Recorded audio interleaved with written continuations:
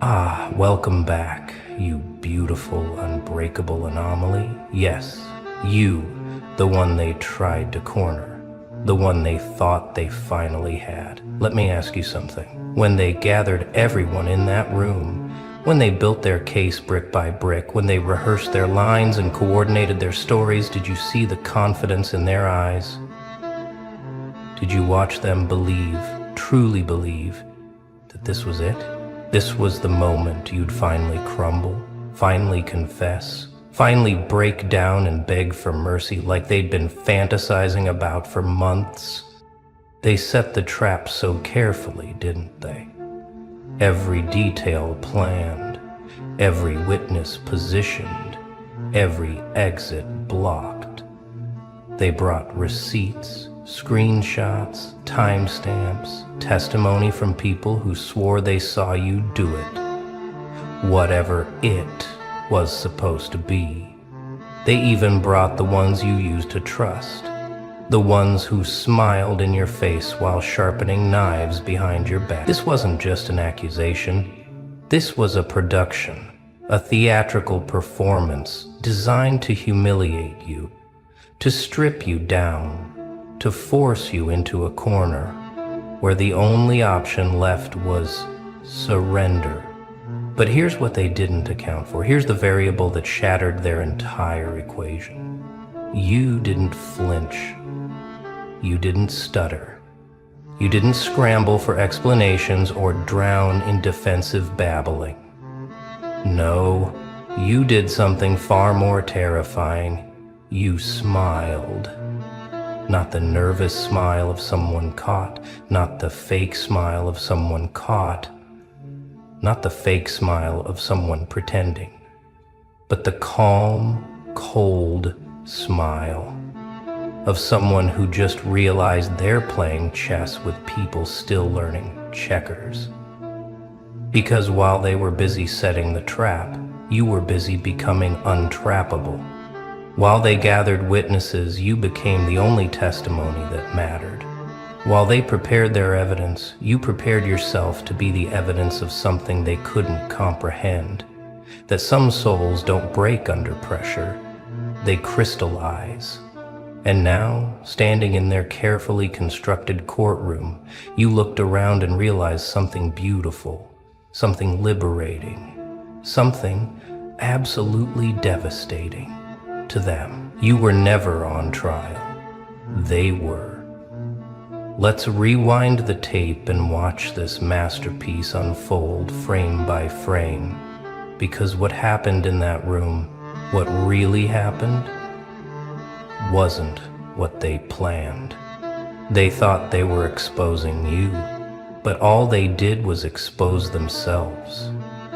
They thought they were the prosecution, the jury, the executioners. They forgot one critical detail. You stopped caring about their verdicts a long time ago. See, their trap was built on one fundamental assumption, that you still valued their opinion, that you still craved their approval, that their judgment still had weight in your world. But you'd already killed that version of yourself. The version that needed validation from people who couldn't validate their own existence. You'd already buried the part of you that flinched when they raised their voices, that apologized for things you didn't do, that shrank to make their egos feel bigger. What stood in that room wasn't the person they remembered. It was the aftermath, the evolution, the upgraded version that had processed every betrayal like data and emerged with a new operating system they couldn't hack. They brought witnesses, cute. Witnesses to what, exactly? To your success? To your silence? To the way you walked away from their circus without looking back. Every person they dragged into that room to testify against you was just another confirmation that you'd outgrown an entire network of small minds. These weren't witnesses, these were confessions. Confessions of their own insecurity, their own jealousy, their own desperate need to pull you back down to a level where they could reach you. And as they spoke, as they took turns reciting their rehearsed grievances, you watched something beautiful happen. You watched them contradict each other. You watched their stories crumble under the weight of their own inconsistency. You watched the confident ones start to hesitate, the aggressive ones start to overcompensate, the quiet ones start to regret showing up. Because here's what happens when you gather liars in one room. They can't keep their fiction straight. Truth has a frequency, and lies, no matter how coordinated, eventually create static. But you didn't even need to point that out, did you? You didn't need to defend yourself, didn't need to argue, didn't need to present counter-evidence. All you did was exist in your truth, and that truth was so solid, so unshakable, so blindingly clear that their lies started to look like what they were: desperate attempts to rewrite history by people who couldn't face their own chapters.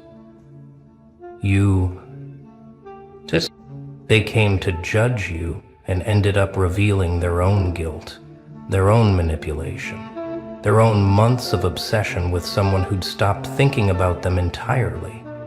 The funniest part, the part that still keeps them up at night, is that you never asked to be in that room. You never demanded a trial. You never needed to clear your name, because to you, your name was already clear. They summoned you, insisted on this confrontation, pulled you into their manufactured drama, because they couldn't handle your absence. They couldn't handle your peace.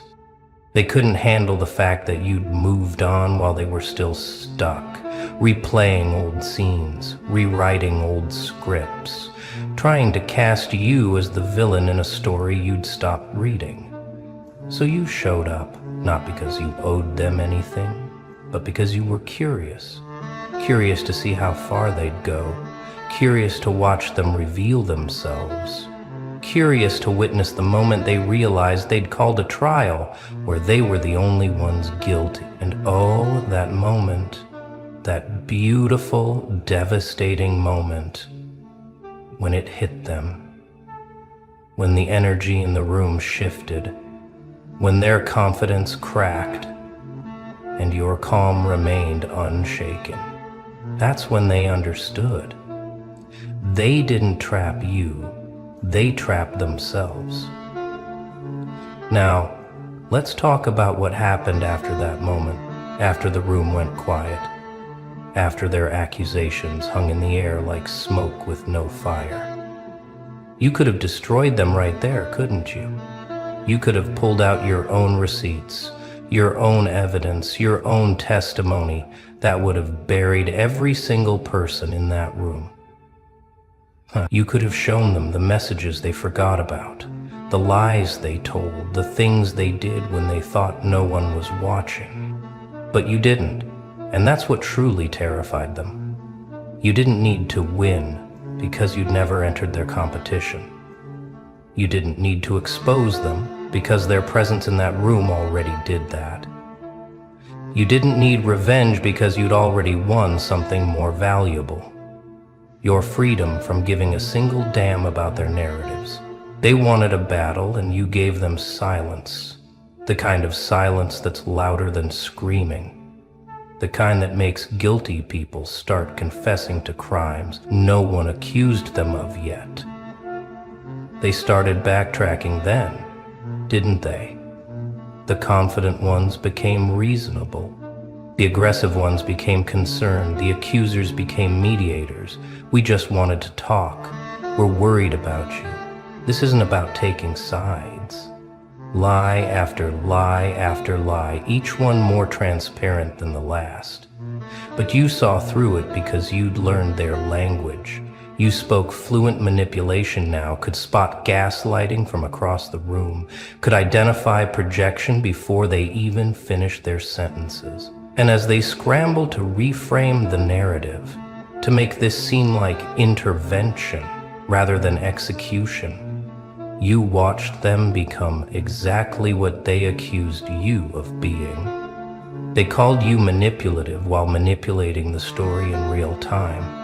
They called you cold while showing zero empathy for the person they'd just tried to publicly destroy. They called you narcissistic while making everything about their feelings, their pain, their version of events. The irony was so thick you could taste it, metallic and bitter, like blood in the water around circling sharks who just realized they're not the apex predator. Here's what they never understood about traps. They only work if the prey is afraid. But you'd walked through so much fire by that point that their little setup looked like a birthday candle. You'd survived betrayals that would have shattered their entire sense of reality. You'd rebuilt yourself from ashes while they were still arguing about who started the fire. You'd become something they had no reference point for.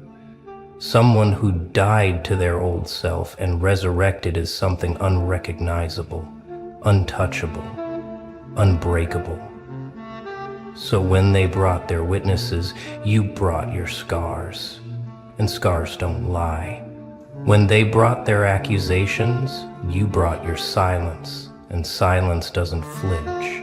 When they brought their trap, you brought your truth, and truth doesn't need defense. It just is, solid, immovable, eternal. And against that truth, their carefully constructed case looked like what it was.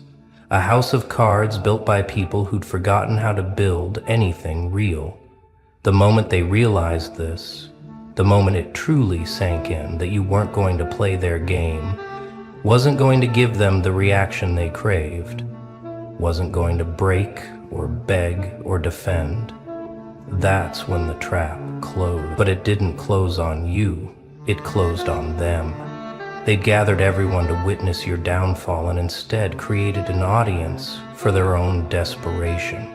They'd built a stage for your humiliation and ended up performing their own tragedy. Every witness they brought became a witness to their obsession with you. Every accusation they made became evidence of how much space you occupied in their minds rent-free. Every attempt to make you look small just highlighted how large you'd become in their internal world. They couldn't stop talking about you, couldn't stop thinking about you, couldn't stop trying to drag you back into their narrative, because without you as the villain, they had to face the terrifying possibility that they were the villains all along. And you just stood there, unmoved, unshaken, watching them unravel in real time. Not with satisfaction, not with smugness, but with something far more powerful. Indifference.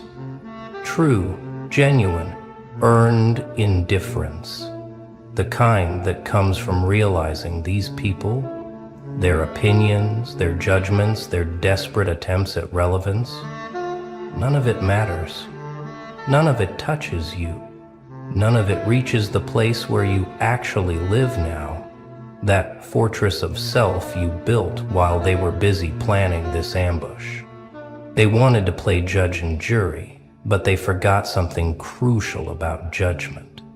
It only works when the accused recognizes the court's authority. And you'd long since stopped recognizing their authority over anything in your life.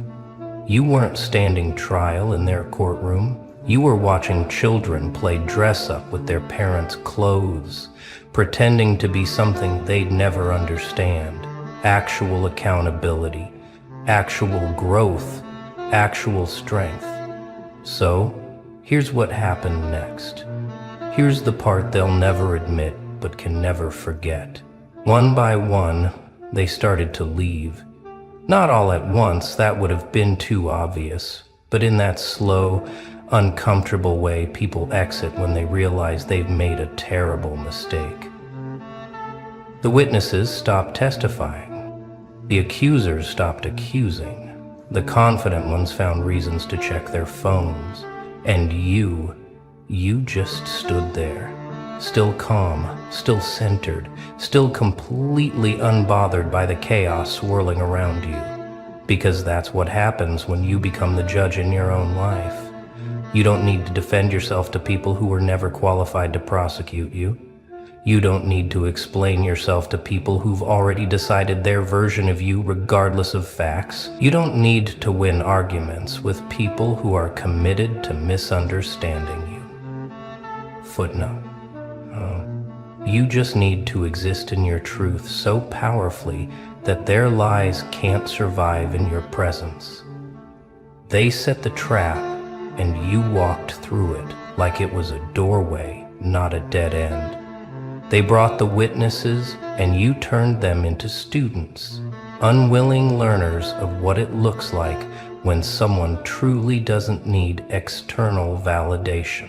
They tried to corner you and discovered you'd been free all along, that their maze had walls only they could see, that their prison had bars made of their own limitations, not yours. Now, let's talk about what happened in the days after, because this is where it gets truly delicious. They scattered, went back to their lives, tried to pretend that confrontation never happened, or didn't go the way it clearly went. But something changed, something irreversible. They couldn't look at you the same way anymore. That version of you they'd built in their minds, the weak one, the guilty one, the one who'd eventually break and validate their perspective, that version was dead now, killed by the reality of who you actually are. And in its place was something that haunted them, someone who'd faced their coordinated attack and didn't just survive, but didn't even seem affected. Someone who'd walked into their trap and walked out cleaner than they walked in. Someone who'd let them exhaust all their ammunition and then just smiled like none of it was real bullets. Just noise from toy guns held by people playing war games they'd outgrown. They started watching you differently then, not with the confidence of people who know your weaknesses, but with the nervousness of people who just realized they never knew you at all. Every move you made became a mystery. Every success you achieved became a reminder of their failure to break you. Every moment of peace you displayed became a mirror reflecting their own chaos back at them. You became the walking, breathing evidence that their narrative was fiction, and fiction can't survive contact with reality. Some of them tried to reach out after, didn't they? Subtle messages, casual check-ins, attempts to rebuild bridges they'd burned while holding the matches. But you saw through that too. This wasn't remorse, this was fear. Fear that you'd tell your side of the story. Fear that you'd expose what really happened in that room. Fear that their reputation, built on lies and maintained by manipulation, would crumble if you decided to speak. But here's the beautiful part. You didn't need to speak. Your silence was more powerful than any words could be. Your continued success was a louder testimony than any accusation. Your peace was more damaging to their narrative than any defense you could mount. You didn't need to fight back, because you'd already won the only battle that mattered. The battle for your own mind, your own truth, your own freedom from their toxic influence. They played you, or at least they tried to.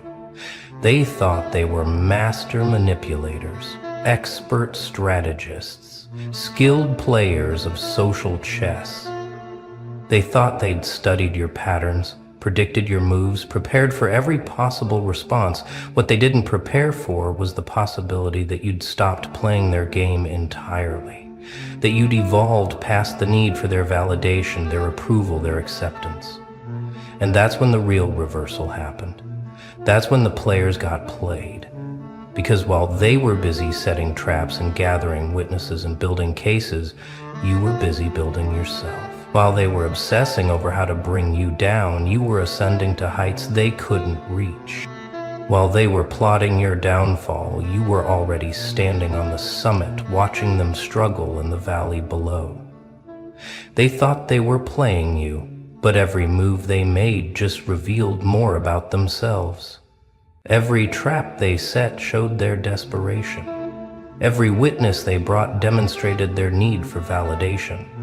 Every accusation they hurled exposed their projection. They weren't playing you. They were playing themselves, performing a one-act tragedy where they were both the villain and the victim, and you were just the mirror that showed them the truth they couldn't handle. Now they live with that knowledge, that realization, that they went all in on a hand they thought was unbeatable, and you weren't even playing cards. They staked their credibility, their relationships, their peace of mind on destroying you, and all they destroyed was their own illusion of power over you. They summoned you to their court and discovered you'd been operating in a different jurisdiction all along, one where their laws didn't apply. Their judgments held no weight, their sentences meant nothing. And the witnesses they brought, the ones who swore to testify against you, some of them see you differently now too. They watched you stand in that fire and not burn. They saw you face that coordinated attack and remain calm. They witnessed you handle their worst with grace they couldn't comprehend. And now, quietly, some of them wonder if they were on the wrong side, if they were used as pawns in someone else's vendetta, if they participated in something that revealed more about the accusers than the accused.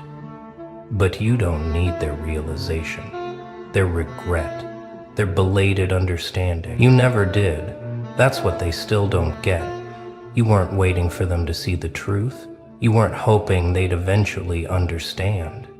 You'd already moved on, already released them from the space they occupied in your mind, already forgiven them, not because they deserved it, but because you deserved peace. They set the trap thinking it would be your end. Instead, it was their reveal, their unmasking, their confession. They brought witnesses thinking it would validate their version. Instead, those witnesses saw the difference between performance and presence, between accusations and truth, between people desperate to prove something and someone who had nothing left to prove. And you walked out of that room the same way you walked in, whole, complete, unbroken. But they walked out different. They walked out knowing they'd just tried to destroy someone indestructible, tried to trap someone untrappable, tried to judge someone who'd already been through hell's court, and walked out with their soul intact. They played themselves, and the game they lost was one they didn't even know they were playing. The game of trying to break someone who'd already been broken and chose to rebuild stronger. So here you are now, standing on the other side of their trap, their trial, their coordinated attempt to bring you down. And you're still here, still standing, still breathing, still thriving. Not despite their attack, but completely independent of it, because that's what they never understood. Their opinion of you was never part of your equation. Their judgment was never a variable in your success. Their trap was never a real threat to someone who'd already escaped every cage that mattered. They tried to play you and got played by reality. The reality that some people can't be manipulated because they've mastered manipulation's language.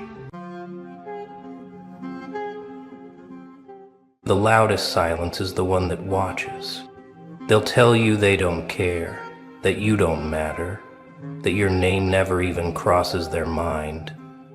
Lies. Every last word.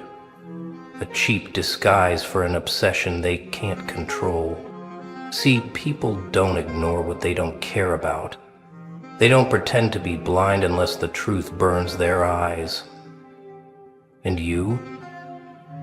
Oh, you burn them. You set their insides on fire just by existing. That's why they lurk in the shadows, peeking through cracks, refreshing pages, asking mutual friends, dissecting your every move in hushed conversations they swear don't exist.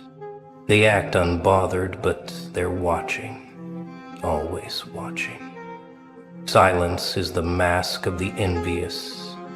They'll act like you're invisible, like your name never leaves their lips, like your victories are nothing but dust in the wind. But watch closely. Their silence is louder than applause. It trembles with jealousy, thick with the bitterness of a soul choking on its own pride. They sit in the dark, scrolling, lurking, dissecting your every step like surgeons of envy. They won't congratulate you. No, that would mean surrender. That would mean admitting you're ahead, and their fragile little egos can't handle that. Instead, they wear a mask, one of ignorance, of indifference, of fake smiles and hollow shrugs. Oh, them? I don't even think about them. Lies. You live in their head, rent-free, a ghost haunting their insecurities. They see your work, they hear your name, they watch your growth like it's a horror movie they can't stop watching, waiting for the moment where, just maybe, you stumble, you fall, you break, but you won't. And that drives them insane. They mock you in daylight, but study you in the dead of night. They dismiss your ambition, yet secretly wish they had your courage. They steal your words, your ideas, your essence, but never your resilience, because that is something they will never possess. They call you crazy, call you delusional, but deep down, they know the truth. You terrify them, not because you are weak, but because you refuse to be, not because you follow, but because you lead. And they have spent their entire lives fearing those who dare to lead. So let them act unbothered. Let them wear their mask. Let them sit in their cage, whispering to each other in desperate denial, because while they pretend not to see you, they can't stop watching. Hate and admiration are two sides of the same coin. They won't say your name out loud, but in the silence of their minds, it echoes like a haunting melody. You are the ghost that lingers in their thoughts, the shadow they can't outrun. They don't clap for you, but their eyes never leave the stage. You are their secret addiction, the itch they can't scratch, the name they swear they've erased, only to write it 1,000 times over in their minds. They fear what you represent: freedom, growth, self-mastery. They see in you what they wish they saw in themselves. Every move you make reminds them of every move they never had the courage to take. Every level you ascend only makes them more aware of the prison they built for themselves. And so, instead of breaking free, they watch. From the sidelines, from the shadows, from the safety of their cowardice. They watch not with admiration, but with a twisted hunger, the kind that breeds resentment, the kind that turns a man into his own worst enemy. They don't hate you. No, they hate themselves for not being you. And that's why they need you to fail. Your success isn't just a win for you, it's a brutal reminder of their own stagnation. Every step you take forward is another reminder of how long they've stood still. They stalk your progress, refreshing your pages, dissecting your wins like detectives at a crime scene. They need to know, how did they do it? Why them? Why not me? They study you more than they study themselves, hoping to find a flaw, a weakness, a reason to believe that you are not as untouchable as you seem.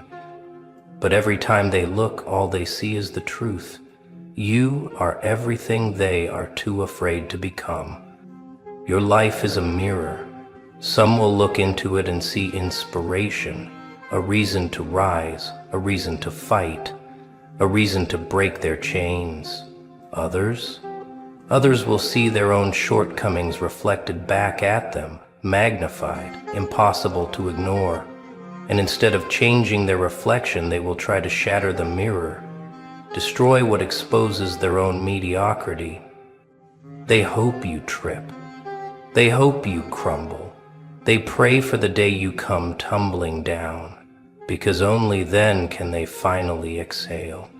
Only then can they silence the screaming voice inside that tells them, you could have been great too, but you chose comfort over chaos. You chose fear over freedom. But here's the cruel joke. The more they watch, the more they lose. Every second they spend obsessing over you is a second stolen from their own lives. And one day, when they finally look away from your path and back at their own, they'll realize they've gone nowhere. Even shadows race to keep up with the sun.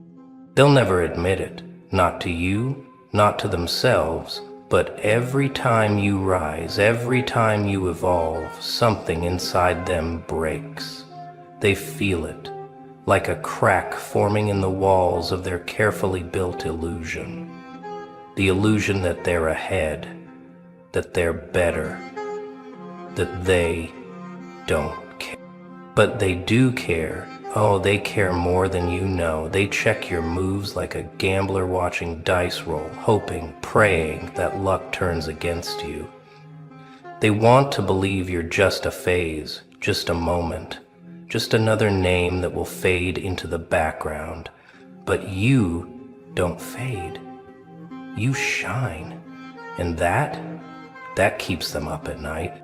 They compete with you in silence. Every win you collect feels like their personal loss. Every step you take forward feels like a slap to their pride. They whisper to themselves, I can do that too. I should be ahead. I should be the one they're watching. But they're not. They are stuck watching you leave them behind. They imitate you, your style, your energy, your mindset, thinking they can recreate what they refuse to understand. But a copy will never outshine the original. They steal your words, your moves, your essence, yet something is always missing. You know what that is? The fire, the chaos, the hunger. That's something they can't replicate, because you don't move like them. You don't move for validation. You don't adjust your pace based on who's watching.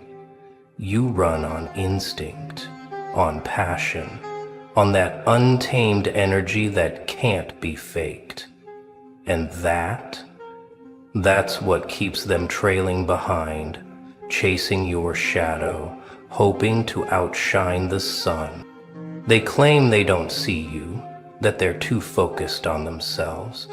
But in the quiet moments when no one is looking, your name lives in their mind. They measure their worth against yours. They use you as their ruler, their blueprint, their standard. And still, they pretend you don't matter.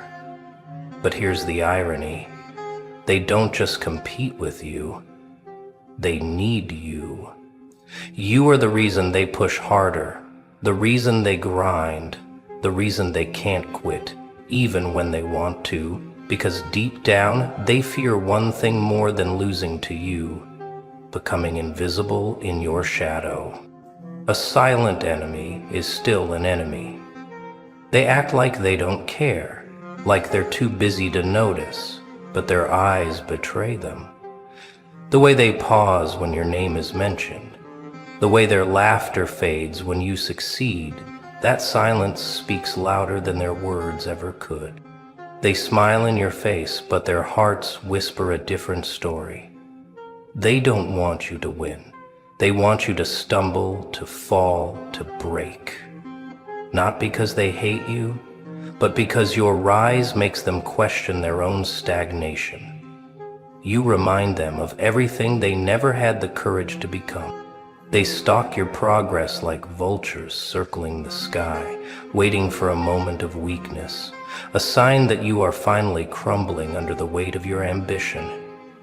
They refresh your page, not to celebrate, but to see if you've disappeared, if the fire in your eyes has finally burned out. But here's the twist. You won't give them what they want. You'll give them something worse. Not your failure, not your retreat, but your unstoppable rise. You will keep moving, keep evolving, keep breaking through barriers they swore you'd never pass. And that will drive them mad. Because every time they expect you to fall, you rise higher. Every time they prepare for your funeral, you are reborn. Every time they think they've buried you, you become the storm that shakes the very ground beneath them. They will watch in disbelief. They will question how you keep going when they swore you wouldn't make it. And that's when they will realize the painful truth. You were never built to break. They were waiting for a downfall that will never come. And in the end, the only thing that will collapse is their illusion of power over you. Denial is just fear in disguise. They tell themselves it's luck, that you didn't earn it, that you don't deserve it. Because the truth is too painful to swallow. The truth forces them to look in the mirror and ask the question they've been avoiding. Why not me? They deny your value not because it isn't real, but because acknowledging it makes them feel small. Your existence shakes them, unsettles them, forces them to confront the brutal reality. They had the same chances, the same time, the same air to breathe, but they did nothing with it. So they downplay your wins. They call it luck, timing, privilege, anything but hard work, anything but discipline. Because if they admit you built this, if they admit you earned it, then they have to admit they could have done it too. But they didn't. They act like they don't see you, like your presence is irrelevant, but their actions betray them. Why do they always seem to know your next move? Why do they always have something to say about what they don't care about? Because deep inside, they wish they were you. They'll say it's not a big deal. But then why does it keep them up at night? Why do they study your every step like a blueprint? Why do they whisper your name when they think no one is listening? Because deep down, they know the truth, and the truth burns. Denial is their last defense. If they pretend you don't matter, maybe they can convince themselves they still do. But the harder they deny you, the more power they give you. Because the moment someone works this hard to ignore you, you've already won. First they ignore you, then they laugh at you, then they fight you, then you win. At first they dismissed you. They called you delusional, laughed at your ambition, mocked your dreams. They were so sure you'd crash, so certain you'd give up, so convinced you'd fade into nothing. Then they started watching. Not cheering, not supporting, just watching. Studying your every move, analyzing your growth, picking apart your strategy, still pretending they don't care, yet somehow they know every detail of your journey. And now they copy you. The same ones who called you crazy are now trying to think like you, move like you, build like you.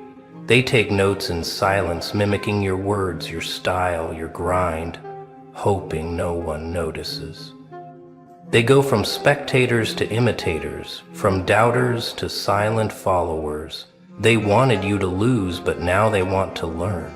They used to reject your path, but now They're scrambling to walk in your shadow. But here's the irony. A shadow can never outshine the source. No matter how hard they try, they will always be one step behind, chasing footprints you left behind long ago. They'll never admit it, but you've become their blueprint. The same person they swore would fail is now the person they secretly admire. And the funniest part? You're not even looking back. A king never acknowledges the whispers of peasants. They want a reaction, they crave your attention, they poke, they prod, they test your patience. Because the moment you acknowledge them, they feel important, and that's their only goal. To matter. But you don't owe them a response. Your silence is your greatest weapon. Let them scream into the void while you move in silence. Let them waste energy hating while you sharpen your focus.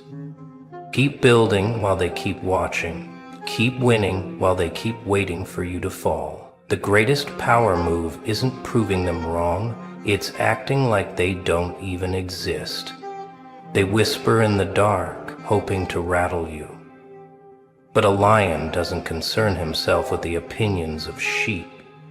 A king doesn't kneel to acknowledge insects. Let them throw their stones.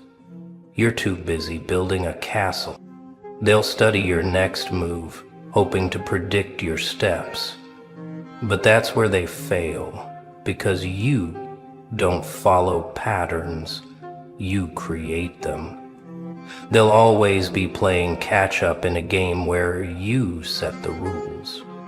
And the best revenge becomes so untouchable, so legendary that even your enemies have no choice but to respect you. Not because you fought them, but because you outgrew them. Every villain plays a role in the hero's journey. You weren't given enemies by accident. You were given them as a test, a lesson, a challenge. The universe doesn't place obstacles in the path of the weak. It places them in front of those meant to rise. These people, they are your sharpening stone. Their doubt forces you to prove yourself. Their envy pushes you to level up. Their silence teaches you to be your own validation. Without them, you wouldn't be as relentless. Every great soul walks with a shadow of doubters, haters, and hidden admirers. It's part of the journey. You think legends are born without resistance? No. Legends are forged in fire. Use them. Let them serve their purpose. Let their jealousy fuel your focus. Let their silence make you louder. Let their rejection turn into redirection. They think they're your downfall, but in reality, they're just another step in your ascension. The greatest warriors, the most powerful kings, the most unstoppable minds, all had enemies. Not because they were weak, but because they were strong, and strength will always threaten the fragile. So, don't hate them. Thank them. Because without their resistance, you wouldn't be the force you are becoming. The greatest revenge is proving them wrong without saying a word. Let them refresh your page like it's their morning ritual. Let them analyze your every move like it's their job. They don't support you, but somehow, they always know what you're doing. Strange? Let them whisper in their little circles, convincing themselves that you'll fail. Let them tell stories, spread lies, and throw shade. That's all they have, empty words. Meanwhile, you have action. You have progress. You have power. They're waiting for your downfall. They're hoping for a misstep, a wrong move, a moment of weakness. But they don't realize you don't break. You adapt. You evolve. You grow sharper with every attack. Because while they watch, you build. While they doubt, you rise. While they wait for you to stumble, you're running laps around them. You don't stop. You don't slow down. You become something they can't touch. And one day, they won't just be watching. They'll be forced to acknowledge you, forced to speak your name, forced to admit that the person they ignored became the one they could never escape. So don't waste time proving them wrong with words. Prove them wrong by becoming everything they said you couldn't be. Let them watch. Let them envy. Let them drown in their own regret. Because you're unstoppable. Look who's still standing after everything they threw at you. After every lie they planted, every story they twisted, every room they poisoned before you even walked in. Welcome back to the ones who've been carrying the weight of accusations they never earned, the stain of rumors they never started, the ghost of a reputation destroyed by people who smiled to your face while sharpening knives behind your back. They thought they buried you, didn't they? Thought they covered their tracks so well that the truth would stay buried forever, that no one would ever dig deep enough to find what really happened. But here's what they didn't count on. Here's the part that's about to shatter their carefully constructed reality into a million irreparable pieces. Someone went looking. Someone who refused to believe their version. Someone who knew the story didn't add up. Someone who saw through the performance and decided to do what everyone else was too scared, too comfortable, too complicit to do. They went dark, they disappeared from the grid, cut every tie, burned every bridge, and went hunting for the one thing that could destroy the lie forever. The evidence, the proof, the undeniable truth that you were telling all along. And they found it, oh, they found it. Every deleted message, every altered screenshot, every forged timestamp, every coordinated attack, every private conversation where they admitted what they were doing to you, where they laughed about how easy it was to make everyone believe their fiction, where they planned each move like generals, orchestrating a war against someone who didn't even know they were on the battlefield. This person, this shadow, this silent warrior, didn't just find scraps. They found the entire architecture of the conspiracy, the blueprints of your destruction, the paper trail of malice, documented in real time by the very people who swore they were innocent.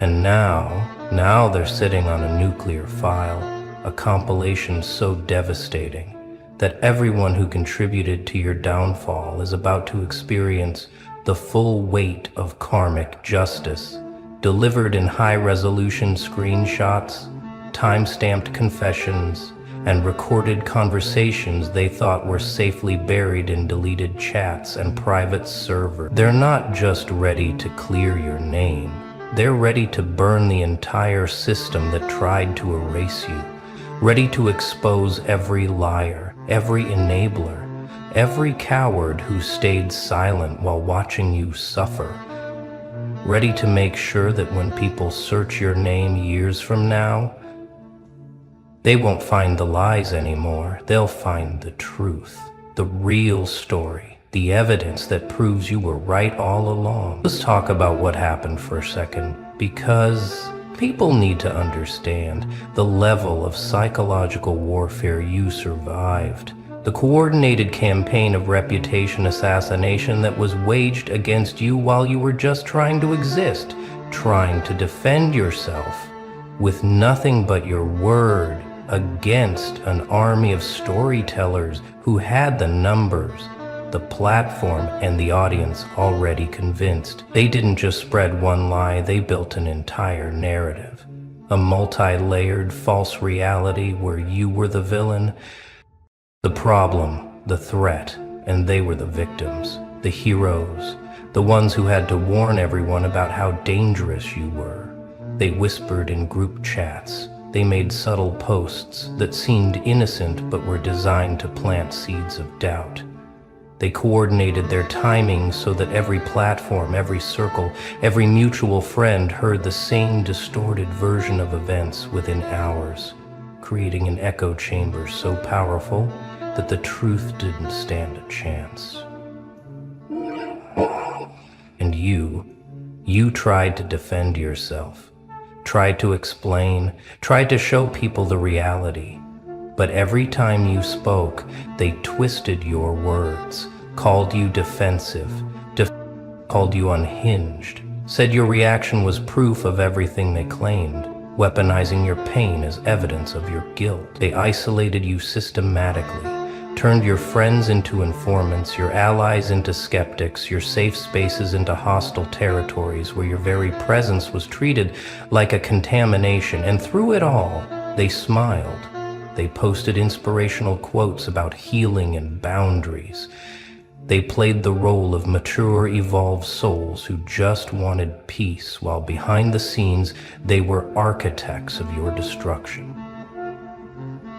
But someone saw through it, someone who wasn't part of their circle, someone who watched from the outside and noticed the patterns, the inconsistencies, the way their story kept shifting, the way they all said the same things in slightly different words like they were reading from a script, the way they reacted too quickly, too coordinated, too aggressive whenever anyone questioned the narrative.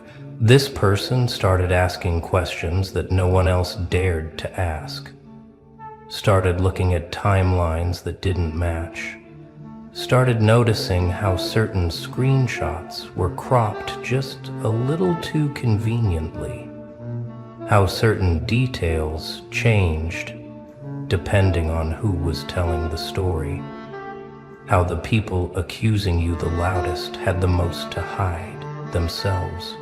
So they did something radical, something dangerous, something that required sacrificing their own social standing and safety. They went undercover. They infiltrated the inner circles. They played along. They earned trust. They listened to the unguarded conversations. They watched the masks slip when people thought no one was paying attention. And slowly, piece by piece, they collected the evidence, the real evidence, not the manufactured garbage that was presented as truth, but the actual communications, the actual admissions, the actual proof that this was a coordinated takedown, that you were targeted deliberately, that everything you said happened exactly the way you said it happened, and the people who destroyed your reputation knew it the whole time. Now they're sitting on files that read like a crime novel, conversations where your enemies discussed tactics, where they debated how far to push, where they celebrated small victories in isolating you, where they mocked your attempts to defend yourself, where they strategized about how to shut you down if you got too close to exposing them, where they reassured each other that no one would believe you anyway, because they had already poisoned every well, controlled every narrative, ensured that your voice would be dismissed as the ramblings of someone unstable, someone bitter, someone who just couldn't accept accountability.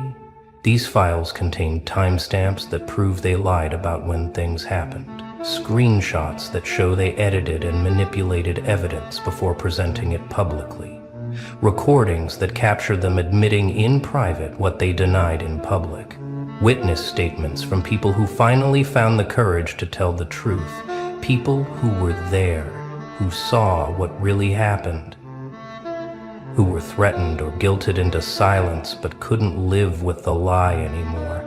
This evidence doesn't just suggest you were innocent, it proves it, with the kind of clarity that makes denial impossible. the kind of documentation that holds up under any scrutiny, the kind of truth that burns so bright it forces everyone who participated in your destruction to either confess or be exposed as the liars they are. And here's what's beautiful about this moment. Here's what makes this different from just another revenge fantasy. This isn't about you seeking vindication. You didn't go looking for this. You didn't demand it. You didn't manipulate or force anyone to clear your name. You simply survived. You simply kept walking, kept breathing, kept building a life in the ruins they left behind, and someone else, someone with nothing to gain and everything to lose, decided that the truth mattered more than their comfort, more than their social standing, more than staying in the good graces of the people who destroyed you. They saw injustice and couldn't stomach it. They saw you carrying a burden you didn't deserve and decided to lift it. They saw a system that rewards liars and punishes honesty and decided to break it. Not for recognition, not for praise, not even for your gratitude, but because watching someone suffer for telling the truth was more than their conscience could bear. This person became your ghost advocate, your shadow lawyer, your silent champion, working in darkness so that you could finally step into light, risking their own reputation to restore yours, knowing that when this evidence goes public, they'll face backlash too. They'll be called obsessed, bitter, someone with an agenda, someone who should mind their own business. But they don't care, because they know what you've been through. They know what it's like to watch someone drown, while everyone else pretends not to see. So what happens now? What happens when this evidence finally surfaces? When it's uploaded, shared, spread across every platform where your name was dragged through the mud, when everyone who participated in your destruction wakes up to find their lies exposed in uneditable, undeniable, permanent, public record. First comes the panic, the frantic deleting, the sudden account deactivations, the desperate attempts to control the damage, to spin a new narrative, to claim they were misunderstood, taken out of context, that things were different back then, that they've grown since then. All the predictable deflections of people who never thought they'd face consequences. Then comes the silence from people who were so loud when attacking you. Suddenly no one has anything to say. No one wants to address the evidence directly. They just quietly unfollow, quietly remove old posts, quietly hope it all blows over without them having to actually acknowledge what they did. Then comes the trickle of private messages, the half-hearted apologies sent in direct messages where no one else can see. The people who suddenly want to explain their side, want you to understand they were manipulated too, want forgiveness without accountability, want to be let off the hook without facing public reckoning. And finally comes the shift. The people who stayed silent when you needed them suddenly want to be on your side. Suddenly they always knew something was off. Suddenly they're angry on your behalf. Suddenly they want to be part of the story of your vindication, even though they were nowhere to be found during your crucifixion. But here's what they don't understand. Here's what none of them can grasp even now. This isn't about revenge for you anymore. This isn't about watching them squirm or collecting apologies like trophies. This isn't even about restoring your reputation, because somewhere along the way, somewhere in the depths of that isolation and false accusation, you stopped needing their validation, stopped needing their approval, stopped needing anything from a world that showed you how quickly truth becomes irrelevant when lies are more entertaining. And you've already done the work of rebuilding yourself in silence. You've already learned to stand without their support. You've already created a life where their opinions don't have power anymore, where their acceptance or rejection doesn't determine your worth, where you exist completely independent of their narratives and judgments. The evidence clearing your name isn't coming to save you because you already saved yourself. It's coming to expose them, to show the world what you've known all along, that they are the monsters they claimed you were, that they are the liars, the manipulators, the toxic ones who destroy people and call it accountability, who ruin lives and call it boundaries, who coordinate attacks and call it protecting the community. This evidence is a mirror, and they're about to see their true faces reflected back in undeniable clarity. And there's no filter, no angle, no edit that can make them look like anything other than what they are. Someone went dark for you, disappeared into the shadows where truth hides when lies become popular, and they did it knowing they might never get credit, knowing you might never even know it was them, knowing that the moment they release this evidence, they become a target too. But they did it anyway.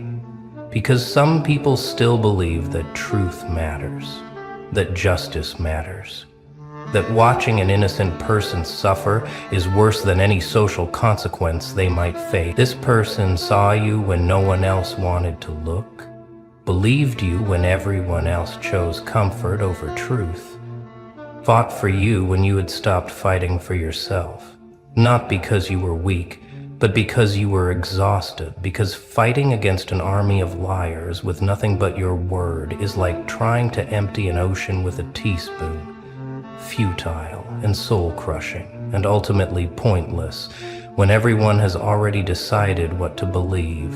But this person didn't stop, didn't give up, didn't decide that your truth was less important than their peace. They went to war on your behalf. In the darkness where wars for truth are actually fought, in the unsexy, unglamorous work of documentation, investigation, evidence collection, risking everything for someone who might never even thank them. And that is what real loyalty looks like. Not the performative posts, not the public declarations, but the silent, dangerous, costly action taken when no one is watching. And now the world is about to change. Not just your world, but theirs too. The people who built their reputations on your ruins are about to watch those reputations crumble. The people who gained followers, sympathy, and status by painting you as a monster are about to be revealed as the real monsters. The people who stayed silent, who went along, who enabled the lie because it was easier than standing up for truth, they're about to face the uncomfortable reality that they participated in destroying an innocent person. And no amount of justification, no amount of claiming they didn't know, no amount of distance will erase their complicity. Some of them will try to claim ignorance, will say they only heard one side, will act like they were victims of manipulation too, and maybe some of them were. Maybe some genuinely believed the lies because they were told so convincingly. But that doesn't change what they did. Doesn't erase the words they said, the accusations they spread, the pain they caused. Ignorance is not innocence when someone is screaming the truth and you choose not to listen, because listening would require you to question people you like, to confront uncomfortable realities, to admit you might have been wrong. The evidence is coming, and it's not a leak, it's not a rumor, it's not speculation, it's documentation, it's proof. It's the kind of truth that doesn't need interpretation or spin or devil's advocate debates. It simply is. undeniable, irrefutable, permanent. And when it drops, when it spreads across every platform where your name was destroyed, when it reaches every person who judged you, when it lands in the inbox of every person who participated in your downfall, the reckoning begins. Not the reckoning you wanted back when you were drowning in false accusations, desperately trying to prove your innocence, but the reckoning that comes when you've already survived, already healed, already built a new life. The reckoning that isn't about saving you, but about exposing them, about ensuring that their actions have consequences, about making sure that the next person they target has evidence that these people are capable of coordinated destruction. You pick a fight, and now you beat everyone they about creating a record that can't be deleted, can't be edited, can't be gaslit away when they try to do this again. Because people like this always do it again, always find a new target, always need a villain to unite against, always need someone to destroy, to feel powerful. Someone went dark, went silent, went underground, and emerged with fire, with proof, with the weapon that destroys lies, truth, raw, documented, undeniable truth. And they're not asking for your permission to release it. They're not checking if you're ready. They're not waiting for the perfect moment. They're simply doing what should have been done from the beginning, presenting reality without filter, without spin, without the manipulation that turned your life into their entertainment. And when this evidence becomes public knowledge, when it's archived, shared, cited, referenced, when it becomes part of the permanent record associated with your name and their names, everything changes. The narrative they controlled so completely for so long shattered. The story they told themselves to justify their actions falls apart.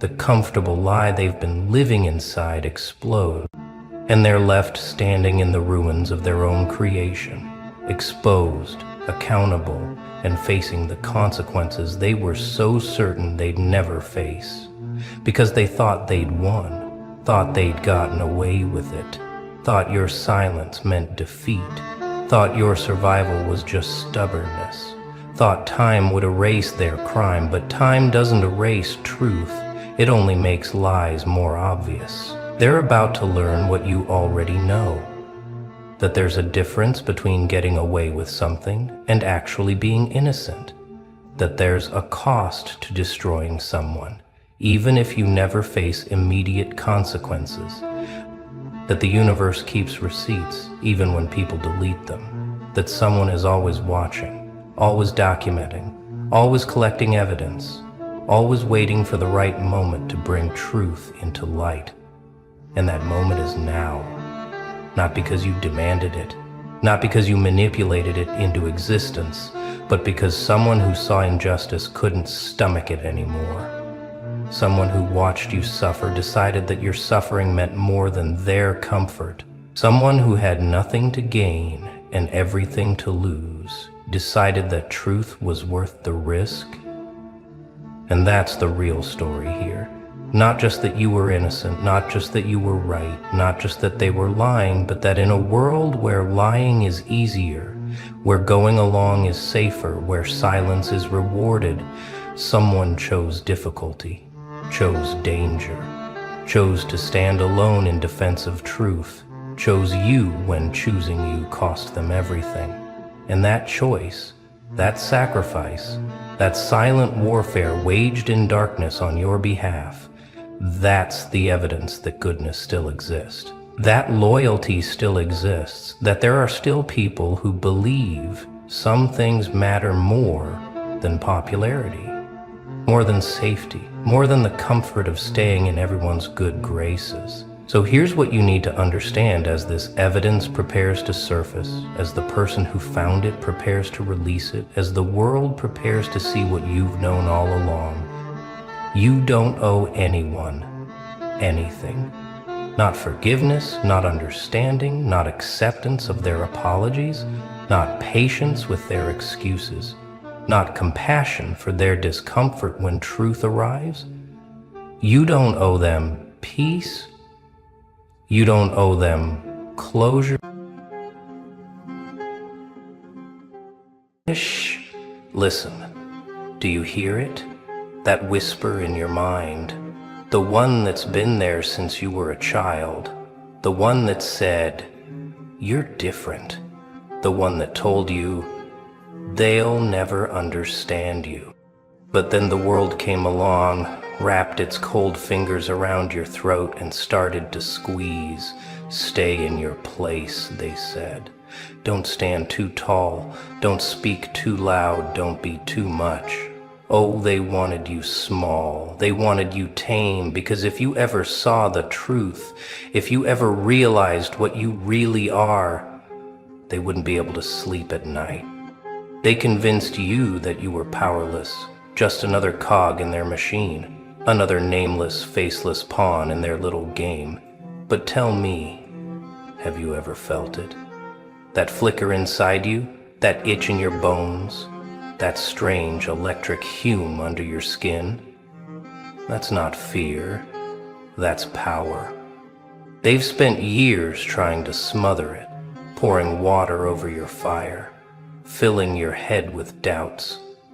They told you to be humble, to be quiet, to blend in.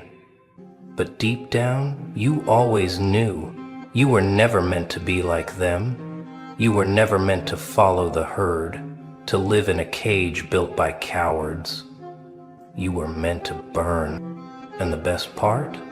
They know it, they see it, they feel it, and it terrifies them. Oh, you've seen it, haven't you? The way their eyes shift when you walk into a room, the way their smiles twitch just for a second, like they're not sure if they should be welcoming you or fearing you. They can't quite place it, can't put it into words, but something about you unsettles them. It's not what you say, it's not what you do, it's something deeper. Something in the way you exist. You don't follow their script. You don't shrink. You don't beg for permission to breathe. And that makes them nervous. Because the world is built on predictability, on control, and you, my friend, you don't fit the mold.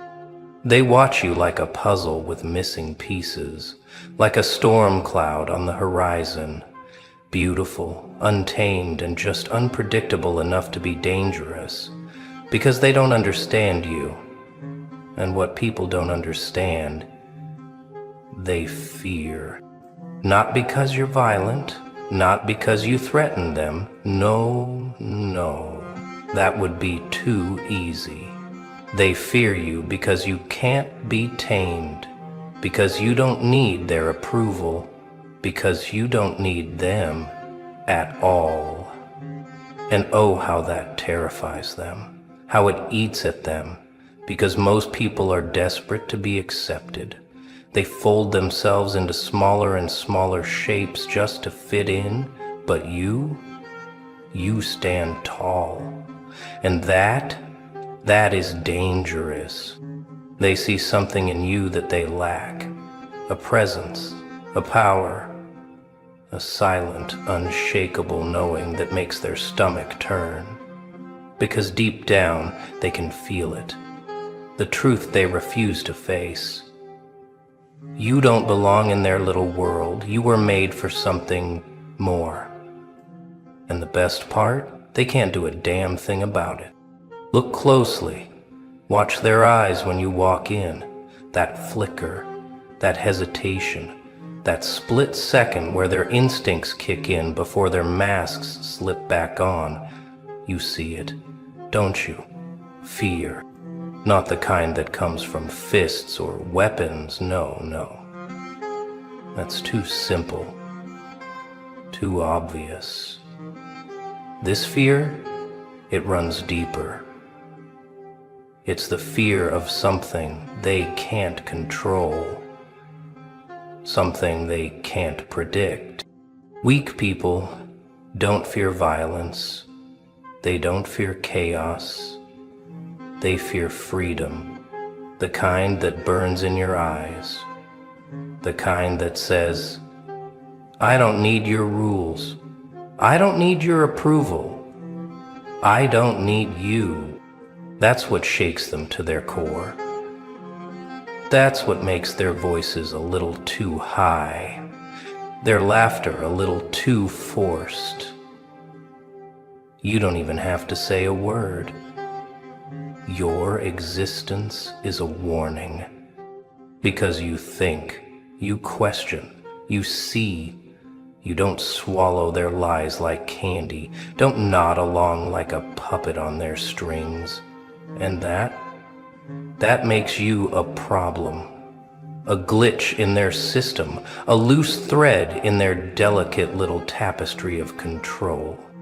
They built this world for people who follow, who obey, who kneel. But you won't. And that's why they want you gone. That's why they try to dull your edges, to make you doubt, to make you small. But they can't, because you know too much, because you've felt what real power is. Not dominance, not control, but the unshakable truth of who you are. And once you've felt that, there's no going back. So they whisper, they plot, they try to box you in, clip your wings, break your spirit, but all they're really doing is proving how much power you already have. They've fed you lies since the day you could crawl, told you that power is in bank accounts, in titles, in the weight of a name that carries prestige. That's their illusion, their little trick to keep you blind. Because real power is something they can't measure. It's not about how much you own. It's about how much you can't be owned. It's not about how many people know your name. It's about whether you know who you are when the world tries to rewrite you. And that is something no amount of money can buy. Because true power, it's not loud. It doesn't scream for attention. It doesn't beg to be noticed. It's the quiet storm behind your eyes, the steel in your spine, the fact that no matter what they throw at you, no matter how many times they push, pull, or tear you down, you don't break. It's the unshakable belief that you belong to no one. That your mind, your soul, your fire, they are yours and yours alone. It's walking through the world, through the noise, through the chaos, and knowing that nothing can touch you unless you let it. And that terrifies them, because people who know who they are can't be manipulated. They can't be scared into submission, bribed into silence, or guilted into obedience.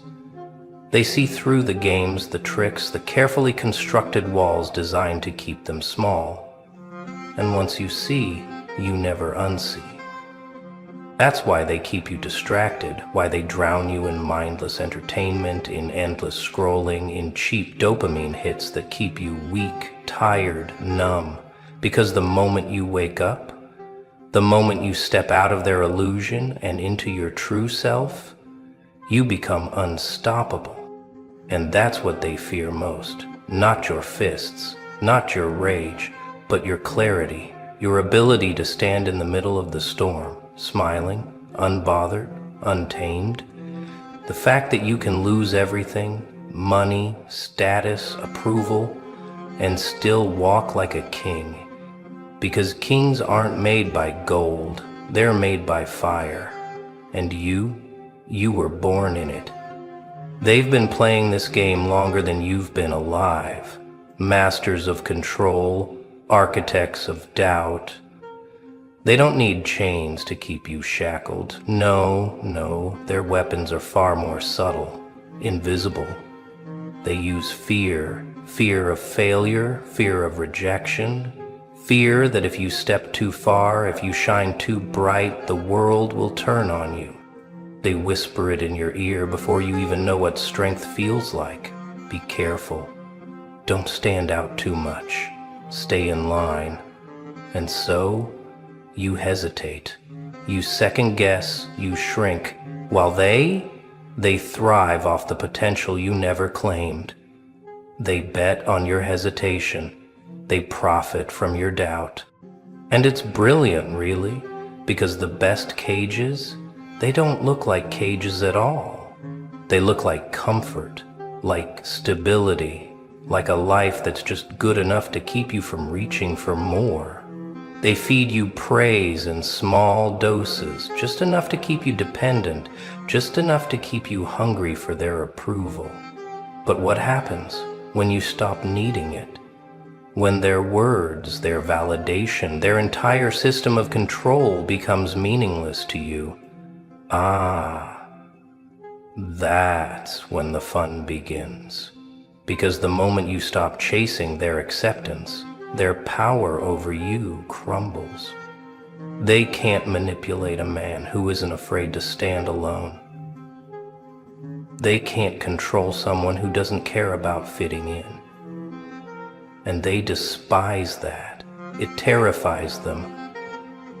Because once you realize you were never meant to be a pawn in their little game, you start making your own rules. So they panic, they attack, they try to drag you back into their world of smallness, of self-doubt, of carefully constructed limits. They call you arrogant, reckless, dangerous.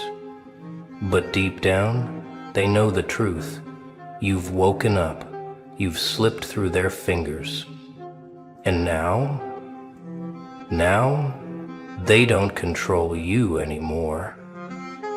Now, you set the rules. Now, you decide how the game is played. And trust me, they're not ready for that. There was a moment, wasn't there?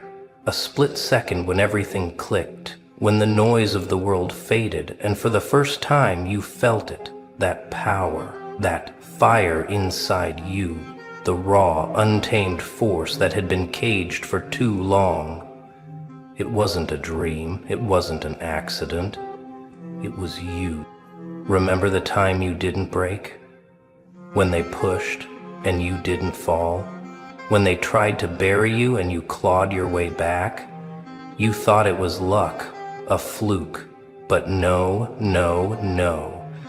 That was your true self peeking through the cracks, and for a moment, they saw it too, and it scared the hell out of them. Because power like that, it can't be controlled. It doesn't bow. It doesn't beg. And the world isn't built for people like you. It's built to tame you, to dull your edges, to drown you in self-doubt so you never step into what you truly are. But now you see, you've had a taste of what you're capable of. And here's the real question. What happens when you stop holding back? What happens when you finally rip off the mask of self-doubt and unleash the storm you were always meant to be? Oh, they won't like that. Not one bit. They'll scramble. They'll panic. They'll whisper, "You've changed." No. You haven't changed. You've returned to what you were always meant to be. And the best part? There's no turning back. Not now. Not ever. Pain, the great equalizer, the currency of the strong. The weak curse it, hide from it, crumble beneath it. But you learn to hold it in your hands, to let it seep into your bones, to shape you into something more. Every betrayal, every failure, Every night you stared at the ceiling, fists clenched, chest burning, asking why. They weren't punishments, they were lessons. And while others wept over their wounds, you sharpened yours into weapons. Pain is the fire that forges warriors. It strips away the illusions, the lies, the softness. It leaves behind something pure, something terrifying. Weaklings run from it. The powerful, they drink it like wine. They let it carve them into something unbreakable. They don't understand, do they? They think suffering makes you less, that hardship is a weight meant to crush you. But the truth is that pain is a gift, because while others avoid it, you embrace it. You let it build you, brick by agonizing brick, until you become something they can't touch. Every scar, every crack, every shattered piece you stitched back together, it all means something now. It's armor. It's proof. It's a reminder that you have already survived the worst. And that makes you dangerous. Because what do you do with someone who has nothing left to fear? Someone who has already been burned alive and came back laughing? You can't break them. You can't stop them. You can't control them. So let them stare. Let them whisper. Let them wonder how you keep getting back up. They don't need to know your secret. That pain isn't your weakness. It's your fuel. No more shrinking. No more biting your tongue. No more making yourself small just to keep others comfortable. You were never meant to fit in. You were meant to stand above, to make them question everything they thought they knew. You are not here to be liked. You are not here to be understood. You are here to shake the very ground they stand on, to dismantle the lies they built their fragile world upon. You are the storm, the wildfire, the chaos they never saw coming. They spent years convincing you to hold back, to tone it down, to be a little less. But tell me, why should a lion pretend to be a sheep? Why should a force of nature apologize for existing? They fear what they can't control, and you, my friend, you are unstoppable. It's time to stop hesitating, time to stop waiting for permission that will never come. They will never be ready for what you are, so unleash it anyway. Step into your power, full fludge, literally. Let them call you crazy. Let them whisper. Let them try to box you in. They don't understand the kind of madness it takes to rewrite the rules, the kind of hunger, the kind of obsession that turns dreams into reality. You don't need their approval. You don't need their validation. You only need one thing: the will to act. Because once you step into who you were always meant to be, nothing can stop you. So let the world watch in terror as you rise. Let them feel it in their bones. The shift, the tremor, the inevitable reckoning. They tried to keep you caged. Now they get to see what happens when a caged beast breaks free. The moment you rise, the moment you refuse to bow, the knives will come out. You will see the whispers turn into shouts, the applause turn into resentment. They will call you arrogant, dangerous, too much. Let them. Their hatred is proof that you have broken free, that you no longer fit into the tiny box they built for you. Weak people despise strength, not because it harms them, but because it reminds them of everything they refuse to become. They will mock you. They will try to tear you down, twist your story, paint you as the villain. But don't you see? Every legend was a villain in someone's tale before they became a myth, before they became unstoppable. You were never meant to be universally loved. You were never meant to be the safe, the predictable, the acceptable one.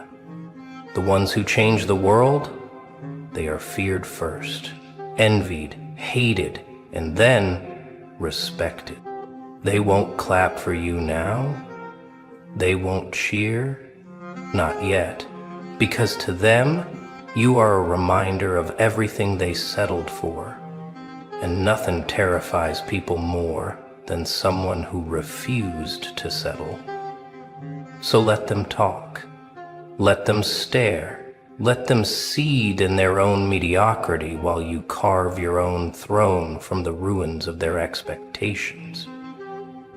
They can hate all they want, but soon they will have no choice but to watch. Because while they waste their breath, you are building an empire. While they scream into the void, you are becoming a force they cannot ignore. They fear you now, but one day, they'll wish they had stood beside you instead of against you. You are the storm they never saw coming. The quiet one. The underestimated one. The one they thought they had figured out. But storms don't announce their arrival. They just consume everything in their path. They thought they could keep you in chains, thought they could break your will, mold you into something safe, something small. But all they did was teach you how to break free. And now you are something they cannot contain. They feel it. In the way you walk, in the way you speak, in the way you don't beg for permission anymore. It terrifies them, because deep down they know you are no longer one of them. The world only fears what it does not control, and you are unstoppable now. The rules they forced on you, you rewrite them. The limits they imposed, you shatter them. The doubts they fed you, fuel for the fire. They feel it, that energy, that fire inside you. They pretend they don't see it, but their actions betray them. The nervous glances, the fake smiles, the sudden respect that wasn't there before. They know. And soon they will have no choice but to acknowledge the truth. You were never weak, you were never broken, you were only waiting, watching, preparing. And now the waiting is over. Now it's your turn.